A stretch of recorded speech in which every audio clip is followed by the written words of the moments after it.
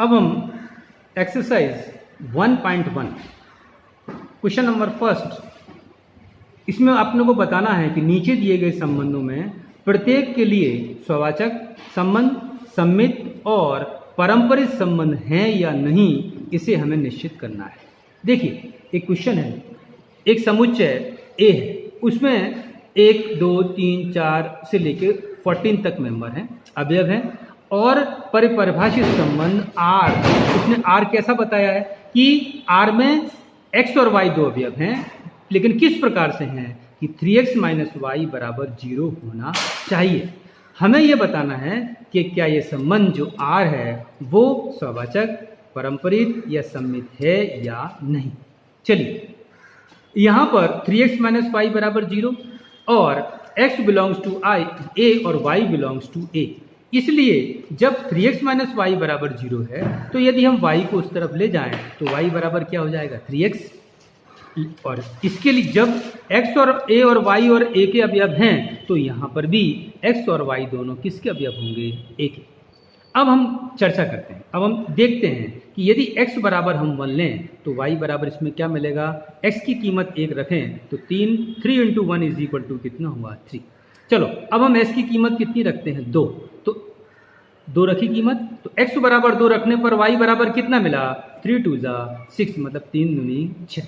उसी प्रकार से हम 3 रखें तो y बराबर 3 त्रिका 9, यदि हम 4 रखें तो यदि x बराबर 4 रखें तो y बराबर कितना होगा 4 तिया 12। इसका मतलब हमने देखा, क्या देखा हमने कि r पर हमको जो अवयव मिले, जैसे 1 मिला तो 1 के सामने क्या मिला 3, 2 6 3 9 4 12। लेकिन हमने देखें कि यदि 1 तो a में बिलोंग करता है परंतु 1 और 1 बिलोंग्स टू r होना चाहिए, लेकिन यहाँ पर ऐसा नहीं हुआ। यहाँ पर x की जगह पर हमने 1 रखा, लेकिन y की जगह पर कितना मिला 3, x की जगह पर क्या लिखा 2, तो y की जगह पर क्या मिला 6, 3 रखा तो क्या मिला 9 और 4 रखा तो क्या मिला 12। हमें ऐसा कोई अवयव नहीं मिला जो 1 रखने पर 1 मिले, 2 रखने पर 2 मिले, 3 रखने पर 3 मिले और 4 रखने पर 4 मिले। इसका मतलब है कि R स्ववाचक नहीं है। चलिए अब हम किसके बारे में चर्चा करें, सम्मित के बारे में। चलो यहाँ पर देखा मैंने 1 रखने पर 3 मिला, तो 1 और 3 बिलोंग्स टू R का हो, परंतु यदि मैं 1 और 3 तो R का अवयव है, परंतु यदि मैं x की जगह पर 3 रखूं, क्या रखूं मैं x की जगह पर 3, तो जैसे ही मैंने x की जगह पर 3 रखा तो y बराबर कितना हुआ 3 त्रिका 9। यहाँ पर 3 रखने पर सामने क्या मिल रहा है 9, और सम्मित संबंध की परिभाषा के हिसाब से यदि 1 3 R का अवयव हो तो 3 1 भी R का अवयव होना चाहिए। लेकिन हमने देखा कि x बराबर 3 रखने पर y की कीमत 1 के बराबर आई नहीं, इसलिए 3 1 किसका अवयव नहीं हुआ R का। तो जब ये अवयव ही R का नहीं है, इसका मतलब है कि R सम्मित नहीं है। चलिए अब हम चर्चा करते हैं किसकी, पारंपरिक की। पारंपरिक में आपको मैंने बताया था परिभाषा में कि यदि आप रखिए सोचिए, यदि A B R में हो, B C R में हो, तो A और C भी R में होना चाहिए। मतलब पहला और दूसरा यदि R में है, दूसरा और तीसरा R में है, तो पहला और चौथा भी R में होना चाहिए।